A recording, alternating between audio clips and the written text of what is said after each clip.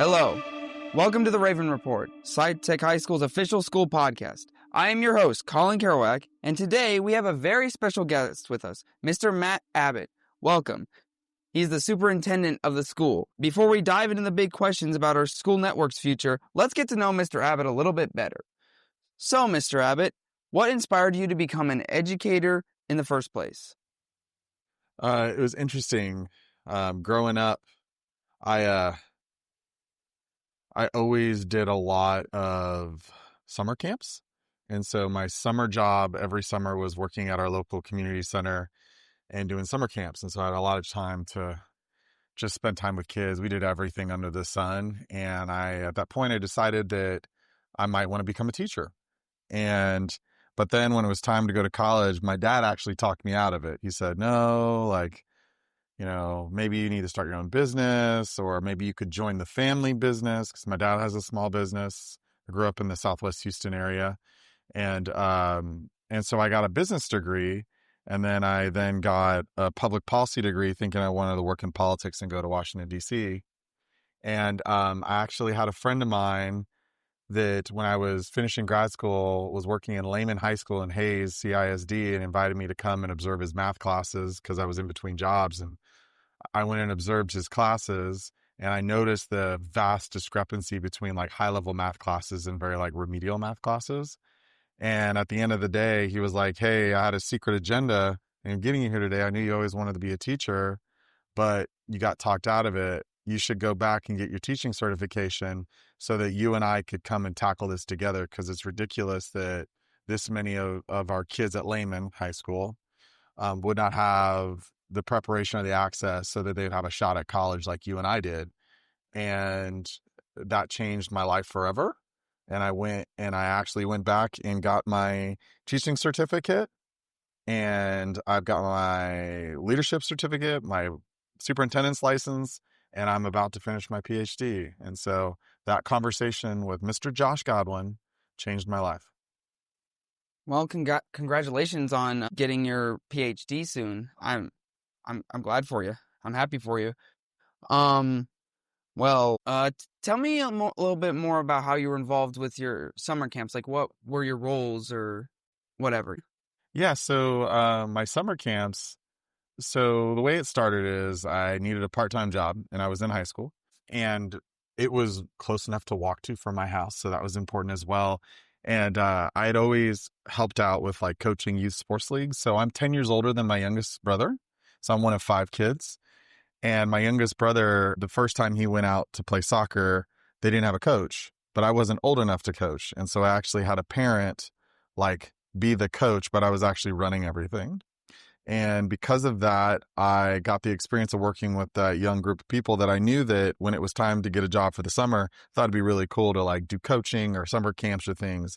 And I ended up just being thrown into the deep end because they had actually never done a summer camp. And they said, hey, high school kid, I'm 16, figure it all out, including feeding everyone, making all the plans for the days. And so we did everything from playing tennis to arts and crafts, all those different things. And so I really just got thrown into, at 16 years old, keep kids safe, keep them entertained, and make sure you don't get in trouble. And if you do those things, you're doing well. And I ended up doing that when I was 16, 17, 18, on my way to going to college. Sounds like you had a busy high school life. Yeah, very much so. What were some other experiences you had in high school that you think were critical to your path to becoming an educator? Yeah, I was thinking about, I often think about who are the educators that made all the difference in my life. And, and I think about the very different experiences. So something you don't know about me, Collin, is I was born in Nebraska, and my mom actually died when I was 4. Oh. And so my dad remarried and moved us to Houston in and around my 5th birthday. And so I was basically adopted by my mom who raised me, who's a Latina bilingual from South Texas. And so my family is a mixed family of, some that identify as Latino and others like me that identify white, but I was growing up really in a Hispanic household. And, my mom spoke Spanish, my grandma spoke Spanish, all of that. And so that's part of who I am. But in that mega transition of losing my mom, I really struggled in elementary school. So much so that I took every test under the sun. They wanted to see what was wrong with me. And I actually thought I was stupid. And it wasn't until middle school and high school that I really realized that wasn't the case. And probably the people that meant the most to me were those that were the first to tell me they believed in me, because all through elementary school, I was just told by people that I struggled. And so I never felt like I was special and or that I was capable. But come middle school and high school, I started realizing that I was capable. And then in high school, I had a band director. So I'm a band kid who Same also here. plays sports. Yep. Yeah. And so and so when I think about the men that made the biggest difference in my life, it would be my band directors. So particularly Mr. Caston, who's now passed away now, was my band director in high school. And he realized that I was juggling school life, band life, and sports life, but he never gave up on me. And he always told me, he was like, Matt, if you ever decided you wanted to be great at band, you could be great at anything. You just got to decide what you want to be great at. And that meant a lot to me. Yeah, I love that sentiment. And honestly, I can relate to like people wanting to like pick your brain to figure out what's wrong with you, because I've always been that. I've been kind of like I've never really, nobody's ever classified me as stupid, but I've always been, different than a lot of my peers in many different ways. And I've even had, like anger issues and stuff like that growing up. My case is there was never anything wrong with me. It was just I had gone through trauma, and I had literally my entire life had flipped it on its head, and I was learning an entire new life. But no one ever asked or cared to know why. Yeah, Yeah. that can be quite a difficult experience. Yeah. I feel that. So you've been with Wayside for 14 years now, correct? Yep. What has surprised you most about the high school? Yeah, it was actually interesting when I actually founded the high school.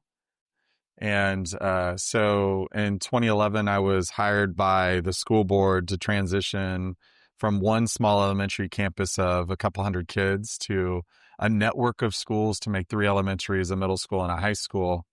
And so I was a part of the team that actually founded it all. And with that being the case, we also had a chance to meet with those original families that were going to be our founding families. And do you want to know why we're called the Ravens? Yes, I would love to know why we're called the Ravens. Yeah, so we were polling our founding students, which there was like 10 of them. It was very tiny at the beginning, and asking them what they would like for the middle school and high school mascot. And there were lots of ideas that went around, but at the same time, the Baltimore Ravens won the Super Bowl. And a group of the young men that were in that were huge Baltimore Ravens fans, and they had decided that they wanted to see if they could rally the kids around becoming the Ravens. And they were able to sway their peers into becoming the Ravens. And so SciTech Ravens was born as a result and in connection to the Ravens winning the Super Bowl. That's so fascinating. That's really cool, honestly. I'd always been curious about where we got our name. I mean, fun fact to those of y'all listening, that's really cool. Yeah, I'm a big sports fan, so I can understand naming it after a sports team who just won the Super Bowl. Shout out to Josh and Jordan. If you're out there, you know who you are, and you were the ones that swayed everyone. Yeah. I just like the Raven. Honestly, I like the Raven as a mascot. We even named our dog after the mascot of this school. We named her Raven, actually. When we got her several years ago. That was pretty nice. Plus, ravens are like one of my favorite birds because of how wise they are, how like intelligent they are. I see myself kind of as a raven, like the embodiment of a raven in human form sometimes. Yeah, ravens are super intelligent, but often misunderstood too, which is kind of interesting as well, and so I remember in the moment thinking, oh gosh, we ended up as Ravens because they won the Super Bowl. But like over time, I was like, wow, like how this managed to come together and feel so connected to what I hoped to see for our high school. was really powerful, and it's become very symbolic of so many of the things that we've tried to achieve over the years. All right, let's get into today's main discussion. We'll be exploring 3 key areas: the academic vision, programs shaping our future, and the growth, challenges, and opportunities facing SciTech High School and other Wayside schools, and the personal side of educational leadership. Let's start with what matters most: our academic journey. One of Wayside's mottos is all means all. Could you do a deep dive on that? Could you let the audience know what that means on a deeper level, essentially? Yeah. And so all means all. I'm not the first person to use that, but it's something we adopted about 7 school years ago because we wanted to make sure it was abundantly clear to everyone that when you come to Wayside Schools, we're not here to serve some, we're here to serve all. And that the outcome we want for all is a dynamic change in economic outcomes for families over time. And so those experiencing poverty to have a chance at a brighter future, for those experiencing limited opportunities, a brighter future. And so the whole idea is that we're not just going to do that for some of our scholars, we're going to do that for all of our scholars. And let me tell you why. Because when I look back at my high school experience, I went to a gigantic high school in suburban Houston. There was a traditional ISD public school. And I remember walking across the graduation stage with 600 other students and not knowing half of them. And I remember being in college and thinking about, why don't I know these people and why have I never seen them before? Because I went to a school system that tracked kids, meaning you were either tracked on a college-bound track or you were tracked on not a college-bound track. And so much so that we had separate hallways, we had separate wings, we had separate expectations. And so it was a form of segregation, but academic segregation. Right. While it may not have been on the color of your skin, it was absolutely basically deciding for folks which path their life will take. And all means all is the embodiment of the removal of deliberate segregation for the purpose of providing greater opportunity for all. And by saying all means all is a statement of, often we say all, but we don't mean it. The idea is that when we say all, we mean it. And that's why in 100% of everything I ever put out in writing and or say in public, I always bring myself back to this because it's the foundation of what we stand for in our organization. How do you think Wayside has lived up to that promise? Yeah, one of the things we've done, and when I first came to Wayside 14 years ago, we were not equipped to provide families whose first language is Spanish any access to anything that was going on at the school. And so over 14 years, we transformed ourselves to provide an exemplary level of Spanish access. So if you're a Spanish-speaking household, we have equipped ourselves to be able to help you, whether it's understand the needs of what's going on in the school, or having bilingual classrooms, bilingual teachers, bilingual front office staff.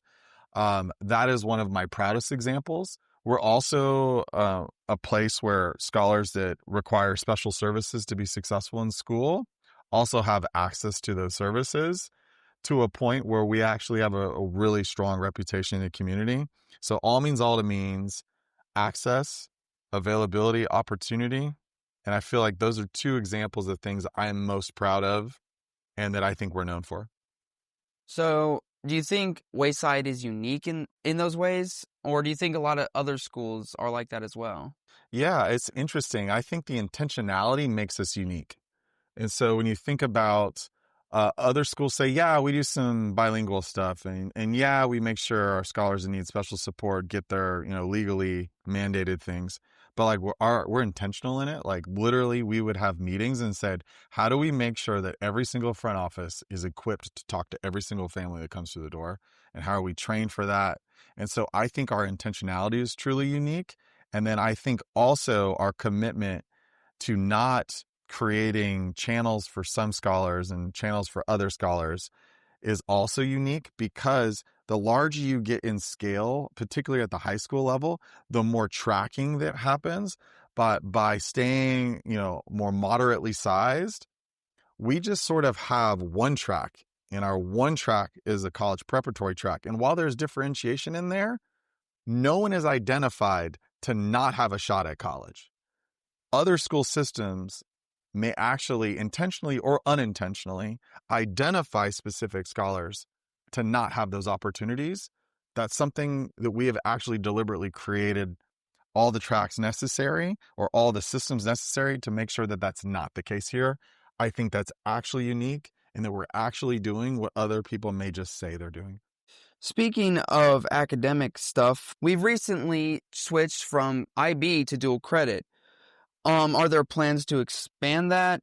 And how do you see student media programs like us, the Raven Report, fitting into our academic mission? Yeah, so we made a strategic and deliberate move. So one thing you're going to hear over and over again from me is like how deliberate this stuff is. It doesn't just happen by accident. It doesn't happen overnight. Even if it may feel that way from a scholar perspective, it's actually something we've been planning over time. And so what we noticed, and there was a study that came out from the Gates Foundation. The Gates Foundation basically said, if you want to have more of your high schoolers graduate from college, the research shows that the more college credits they could get in high school, the greater likelihood of them achieving certifications, associate's degrees, and bachelor's degrees. Right, because they don't have to take as many classes in college because they took them in high school and they get to skip them, and there's less stress on them as a student, so they're more likely to complete their degree if there's less stress. Correct. And so what we saw with our IB program, which I have been one of the greatest supporters of over time, is that despite our intention of helping scholars amass college credits, the volume of college credits that our scholars had access to was much more limited than what we could do through dual credit. And so our decision is that through a deliberate phased approach, we would roll out more and more and more dual credit courses so that someone like you or anyone else could have the chance to amass as many credits as possible, putting you on a more likely path towards a credential after high school and more likely to finish with better economic outcomes for yourself and the burden and the costs that come along with that, as well as your future. And so absolutely. So our goal is to every year stair step up the expansion of the dual credit program and the grades that it's offered to. One of the biggest impediments to dual credit access right now is passing the TSI, which I know you've experienced. Yes, I definitely have. And so we're also now asking ourselves, how do we have more of our scholars TSI ready earlier so that we could offer them dual credit earlier? And for that, you got to jump the hurdle of TSI reading, writing, and TSI math, which in Texas is the gateway to dual credit. So me and a lot of my seniors, we're graduating this school at like a transition period. And transition periods typically mean less opportunities for kids like me and the other seniors, since we went through this school at a transition period, and transition periods are like messy and stuff, and it's the time when you're going to have the least access to stuff, to like academic and other opportunities. How do you plan on helping those who feel like they're not giving as much of an opportunity as, say, someone who graduates next year or something like that? Yeah. So, one of the truths is every year we're getting better. And so whatever experience you have, the person behind you likely has something different that could be perceived as better as well. And so that's just a part of like continuous growth. And also we're also in a point of time where it's not even just a transition for Wayside Schools, it's a transition for the entire form of education in the state of Texas and nationally. And so with all of those changes, there's going to be those that didn't have the same opportunities. But I could tell you right now, for the class of 26, you will receive the most robust college access supports and continuation supports of any of our graduating classes thus far. Class of 25, they're our pilot group. Class of 26, you are the ones that get the full runway of the entire school year. And I will tell you right now, the class of 25 is benefiting tremendously from what we're doing that's done by Miss Andrew and Miss Mane. What you guys are getting ready to go through in this school year, and then what you'll experience in the run up to your first year outside of Wayside, will be the strongest thing we have ever been able to offer to any of our scholars ever. And so my promise to you is what you may have missed here as we've transitioned, we will make up to you on the back end with greater college outcomes that I would really hope that you would leverage for the best life possible. Well, I mean, that sounds good. I hope y'all live up to that promise. Moving on to extracurriculars, what are y'all planning on adding? What improvements are y'all thinking of doing in the coming years? Well, tell me what you guys want. Well, let me think about that for a second. Yeah. Well, while you're doing that, let me just tell you. So, like, a lot of the things you see are that you may see as limitations are not so much a Wayside thing. It's more of like a small school limitation, right? And so, for example, we're adding a women's soccer program this year. Last year, we tried to start a girls' soccer program at Wayside, and it didn't make because we didn't have enough athletes. Okay. And so this year, with a really strong 9th grade class, we think we have everything we need to have a women's soccer program. And so last year, we bought the uniforms, we hired the coaches, we signed up for the league and everything, and then we just didn't have enough athletes. And because we didn't have enough athletes that were coming out regularly, we were facing forfeitures. And instead of forfeiting, we sunset the team with the commitment that we would go hard this year. And so that's like one example of another program that's being added. The next thing we're looking at adding is, as we have a growing high school, how can we have more JV programs for athletics? Because we recognize if we want to be great at basketball, we need a JV team. Well, you've already experienced this as a basketball player, the addition of a JV program over the last couple of years. Yeah, I remember. We added the addition of a JV program for volleyball.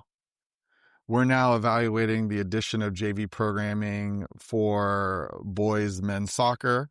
And then once girls soccer is up and running, the same deal for them. So that idea that you're going to have more opportunities to play, because I've met a number of our young student athletes that have shared with me that if we didn't have a JV program, they know for a fact they never would have had a shot at playing because there was no team to make, because there's only so many basketball players on a team, so many, etc. So that's like one area that we're looking to expand and are planning on expanding.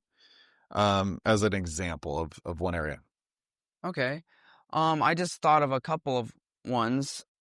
We've been promised a flag football team a couple years in a row. Did something similar happen with that? Because I know a bunch of kids who would love to play some flag football, even if it's just flag football, because a lot of kids like football, Yeah. We're in Texas.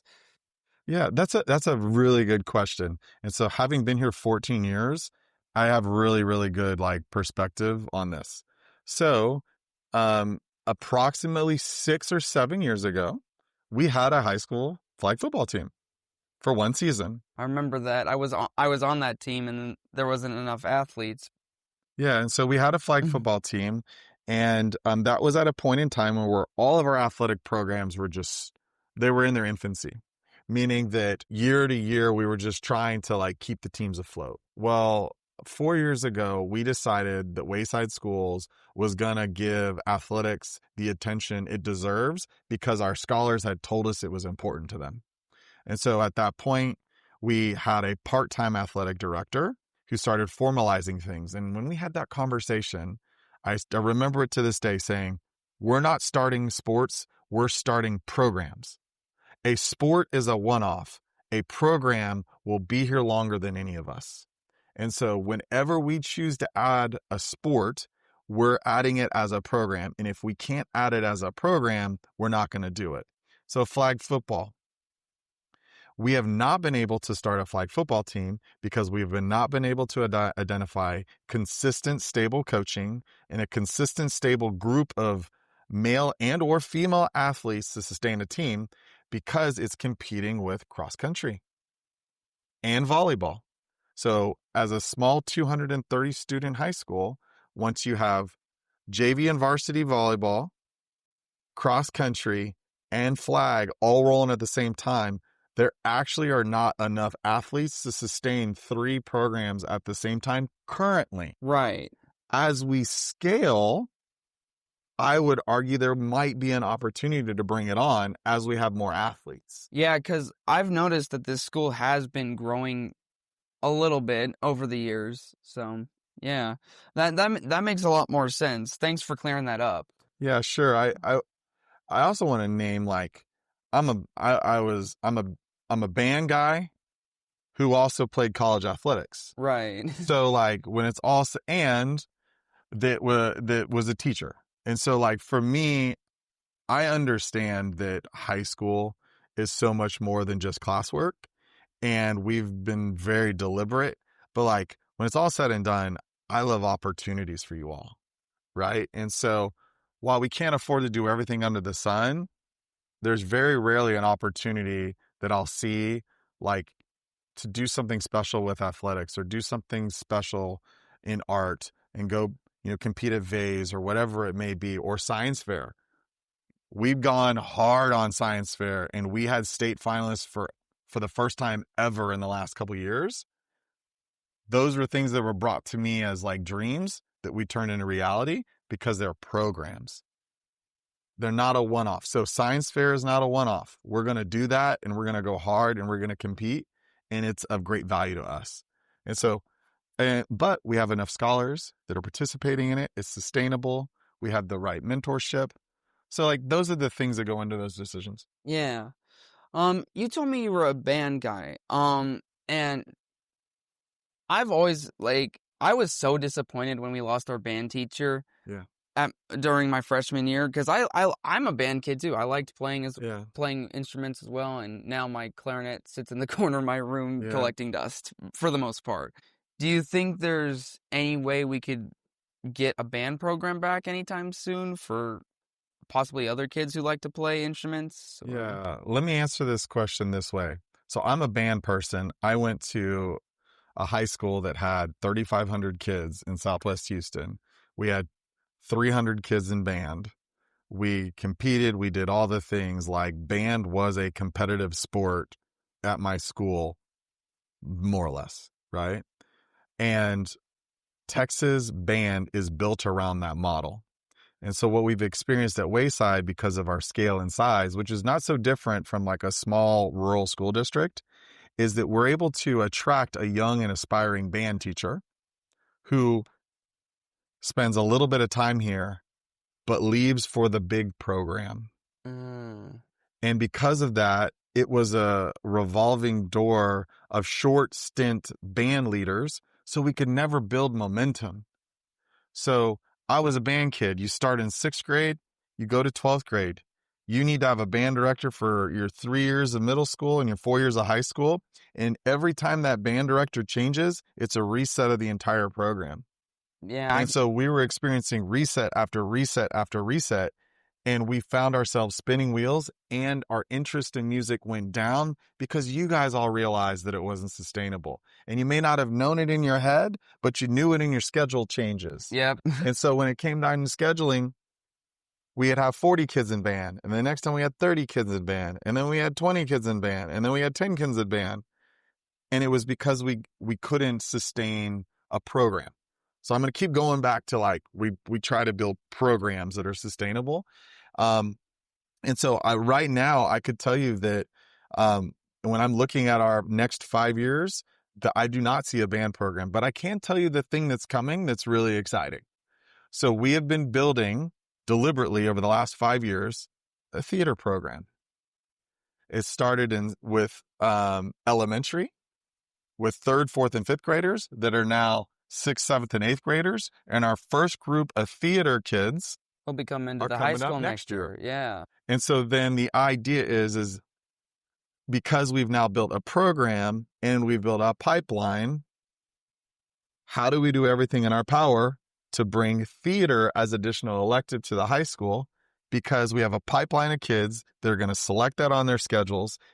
And so we're going to have to have a responsibility to have that. And so like that's an example. And this came out of the challenges with hiring music teachers and band directors, just knowing how this works in Texas.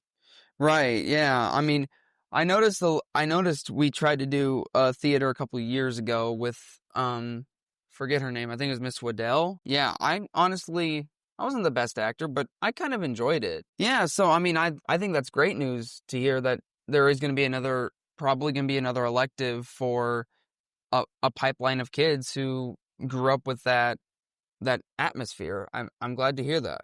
Yeah, so that's an example of us rethinking the challenge we were faced. We were faced with how do we recruit and retain great band directors, knowing that for them to take the next step in their career, they have to leave. Their next step in their career is not here. Rethinking it, and then thinking through theater and trying something at the high school, but then making sure we're building a pipeline so that then when the timing's right, we could do it right and we could sustain it for the long term. Right. And perhaps obviously since all the band momentum has been lost, it would have to start at the bottom again, but maybe sometime in the future we could get a pipeline going, Yeah. I'd love to see that for kids, because playing an instrument is just, it's nice. It's really nice to know. It's a really nice skill to just know how to do. And, it impresses some people if you know how to do it well. Yep, for sure. Moving on to athletics. Many of our athletes have to practice off campus or without sporting facilities that many neighboring schools have. Are there plans to expand the sporting facilities or add more sports options or whatever? Yeah, so I talked about the addition of like JV programs and things like that a little bit. So one of the biggest difference between a charter school and a traditional school district is I cannot levy a tax for the singular purpose of building buildings and or athletics facilities. So for example, a school district has the ability to go out to taxpayers, ask them if they're willing to pay more taxes in order to build a gigantic football stadium, a gigantic basketball arena, a gigantic auditorium. We don't have that capacity. Everything we do is predicated on our ability to raise money from private donors and or to run really good business operations that allow us to borrow money, kind of like a mortgage, if you will. And so like where we are right now at our scale and scope, we do not have the borrowing capacity and or the fundraising capacity at this moment to build 20, 30, $50 million athletics facilities. To give you an example, a small soccer complex, which you would describe as modest, is probably a $5 million project, right? And so those are some of the limiting things. But things we have done. Wayside Schools has 3 competition courts. So we have the high school court that we brought in a few years ago, which you saw us do. Yeah. We have Altamira Academy. While it's on their side of the building, it's principally used by the high school. And then we have at Eden Park Academy another competition courts. We have 3 competition courts, which means we could really build and prosper great basketball and volleyball indoor sports options. And so that's where we think it's a great opportunity. Soccer's more challenging. And I know that was one of the things that you had mentioned before. So everyone looks at the bottom of the hill here at the high school and they say, Matt, Mr. Abbott, why don't you just build a soccer field there? It is actually in a floodplain. Yeah, I knew about that. And it's in what's called a critical water transition zone, which means that the city limits what we can or cannot do down there. So we may use it for recreational purposes and we may use it for soccer practices. But anything that is considered like real construction, which even leveling ground is considered real construction, is limited by the city. I will tell you right now, when I bought this property and met Bessie the cow when she was living on it, in 2016, her name was Bessie, it's not a joke. We had no idea that the city, when we came in to build the building, would shrink back our buildable footprint to only what's up on the upper level. Yeah, I heard about that. I heard that y'all couldn't get the permits to like finish the upper floor of the high school. Is that correct? There's not a permits issue with building the upper floor of the high school. There's an entire high school wing that we intend on building, but it's a $7 million project that I'm raising money for. Okay, so it is currently in progress. Well, yeah, it's theoretically in progress, but I gotta raise $7 million. Yep. I mean, $7 million is a lot. I can understand the difficulty there. So,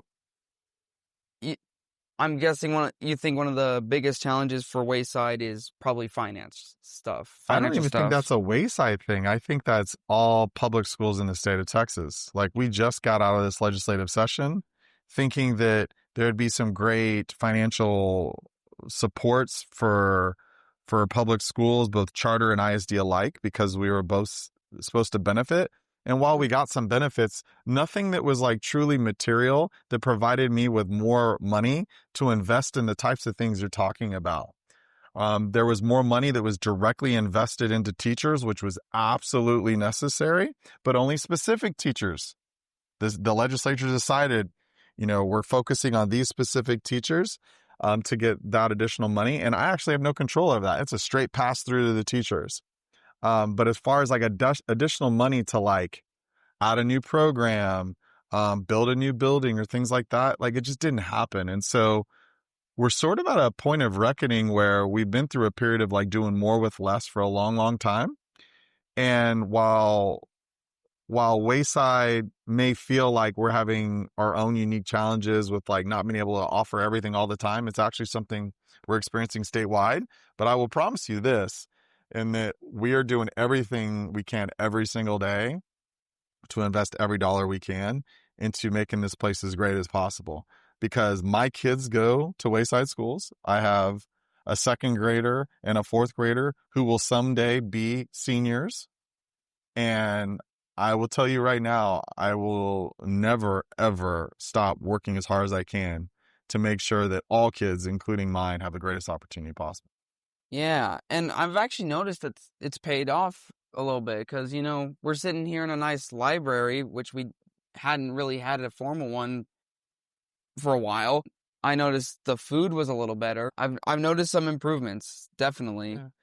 And I praise you for that. And I thank you for that. Well, I appreciate that. But also, Collin, I appreciate you being so nice to me. But I also know that there's also things that you guys want to see change.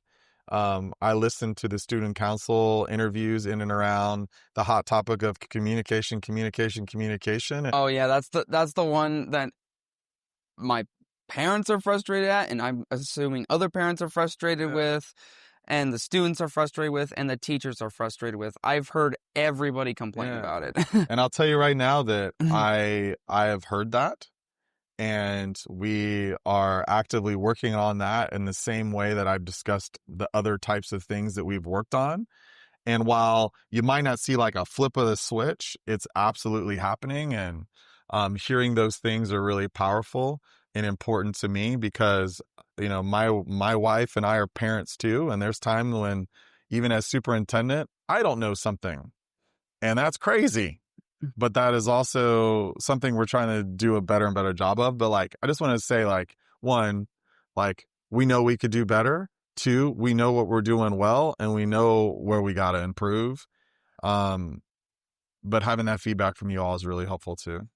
Yeah, I can absolutely understand that it just takes time a lot of times.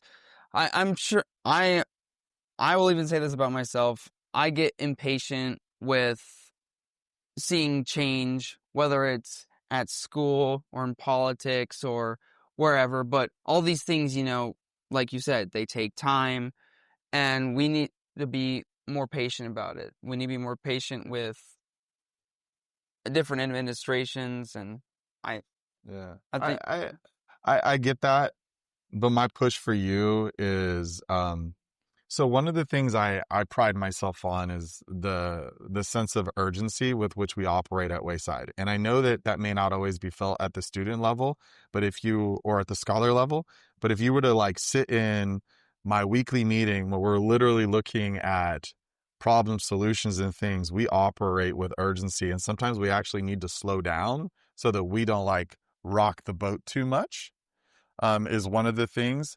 And the other thing too is that I operate in a constant state of concern, meaning that I'm always concerned about how we could do better, what we should be doing a little bit differently. And I feel like that's one of the things that I also think is special about Wayside is that like, we're not happy with the status quo. Like, we're looking at what we could do. And yes, we have limitations, but like, it's something I'm really proud of. And at the same time, like, I also feel that burden for improvement and it not being fast enough. And so while you talk about patience, I rarely talk about patience. But sometimes I need you to be patient as we are being urgent in order to get things done. But I also know that, like, sometimes this stuff can't wait. Like our college completion program. If I could have raised the money 10 years ago, we would have had a college completion program 10 years ago. And I was not patient. I was urgently working on that because our data showed that with just a little bit more, we could have more kids graduating college. And now that we got it, it feels transformational. But I've been urgently working on that for the best part of a decade. Yeah, and I've noticed it. I mean, like, we have a lot more colleges looking at us than we did, 2 years ago. Like, the only real access we had to, like, colleges 2 years ago was Mr. Rez trying to help set us up with some programs and stuff like that. And it was it was stressful trying to write, like, essays and stuff for him and stuff like that that I just didn't understand, Yeah, and then, like, the behind the curtain of that is me and my team raising enough money so that no kid has to pay to go to any of those. And so, like, you know what I mean? Like, yeah. and so just like saying that, like, and what you just described was one of the things that actually helped us get over the hump in order to have a college completion program. So, like, Mr. Rez has a legacy here as being one of those that helped provide us with the proof points necessary to raise the money to build our college completion because it showed what was possible. And while it was scrappy in the beginning and while you had to write all the essays and do all the things, and I know you even applied to some programs because I had a list of every single kid and I remember seeing your name on there. And I know that for whatever reason, you didn't go to one program one time because I talked to your mom on the phone when I was calling to check on everyone. Right. It was like, those are the like necessary, like, we're urgent. It's a little messy, but like the net outcome, a year or two later is kind of incredible. Yeah, I am really impressed with the improvement of access for kids to go to college here. Like, that's been good, honestly. Before we wrap up, I'd like to ask you, like, a few personal questions, if that's okay. So first off, if you could sit in on any class at STHS today, which one would you choose and why? Yeah, so I was a high school history teacher when I first started my career. My favorite subject was actually world geography. So, like, sitting in a world geography class would probably be something I would like to do. I'm also always wanting to have the time to be a fly on the wall for all of our pathway to college and career because I'm just excited we're seeing some great early results, but I haven't spent enough time in those rooms just yet. And so those would probably be the ones that I would go visit first. One, because Collin, my first kids I taught are all turning 40 this year. Seriously? Oh my goodness. Yes. 40? 40. And I'm telling you, like, I am starting to feel old. And so, like, needless to say, like, going back and seeing that classroom and putting myself back as a 23, 24-year-old teaching 18-year-olds who are now all getting ready to turn 40 is kind of a mind-blowing circle of events. I can't even imagine how you're feeling. I feel old and I'm only 17. I'm about to graduate. Yeah. I already feel old. What's one thing you wish more people knew about Wayside Schools? Yeah, it's so interesting. The one thing I wish everyone knew more about Wayside Schools is, like, how, like, relentlessly caring we are for our scholars. So I say relentless care because I joke, because, like, I grew up and my mom was tough. She passed away a couple years ago. And sometimes she'd be like, "Mijo, I'm gonna love you so much it's gonna hurt."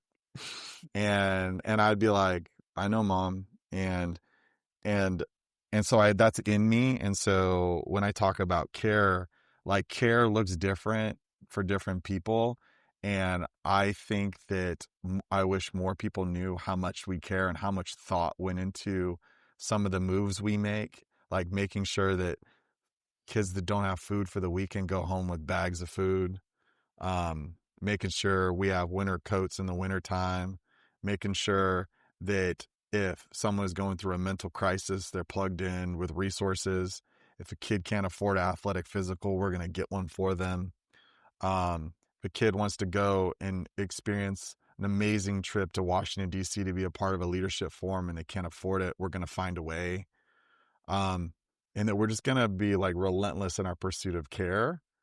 And that is not just me, that is the Wayside team, including every single teacher, paraprofessional, teacher fellow, custodian, cafeteria worker. And I think that those are special things. And while we are imperfect, I rarely experience a situation where I don't see where someone's coming from, why they're trying to help do something great for someone else. Yeah, I mean, perspective really is key on a lot of things. Last question. What's one piece of advice you'd give to me and other seniors who are preparing for graduation this year? Yeah, so first thing first, you will never be a senior ever again. Love every moment of it and never be too cool for the moment. Some weird things happen your senior year where all of a sudden, there's this like odd disengagement or whatever. Don't ever regret a moment of your senior year, because to this day, I still remember some of those things that some of my friends were just too cool for and missed out on and will never have those memories. So that's like just be a sponge and love every moment, because adulthood is coming and it is coming fast. Hold on to being a kid for this last moment in time, like as hard as you can. So that's one. Second is you will be presented with so many choices. And I hope every single day that Wayside provides you with more choices than you had yesterday. That please seize the opportunities when they're presented to you to take risks, try things, do things that make you uncomfortable, because every time you say no to an opportunity, you say no to a path in life that you could never, ever get to experience again. And I say that wholeheartedly. My father, who I think really highly of, and we've had a really rough couple years since we lost my mom who raised me. So my natural mom passed away when I was 4, but my mom who raised me, but something they used to always say to me, and I think about it all the time, and you'll notice there's some things in my upbringing that I've channeled into this work. And I'm sorry I'm getting a little emotional, but my dad always says, don't let opportunities pass you by. Don't make a decision that closes doors. Make decisions that open doors, but then you have to be willing to run through it, because you never know when that door is going to be open again. And so don't ever sell yourself short. The world will tell you what you can't do. You have to tell yourself what you can do and seize it. And I would hope that for our kids at Wayside, that would be seizing the opportunity to change your economic outcome, your family's economic outcome for generations through achieving degrees, credentials, things like that, so that someday you could be the 45-year-old guy that's talking about the kids that are turning 40 that he had little tiny imprints on, and feel as fulfilled as I am in this work today. Amen. That's good advice. Thank you for opening up so much. Yeah. Well, that's going to do it for today, Ravens. Mr. Abbott, thank you so much for joining us today on the Raven Report and sharing your vision for Wayside Schools. Ravens, remember that your voice matters in shaping our school's future. I'm Collin Kerouac, and as usual, stay curious, Ravens.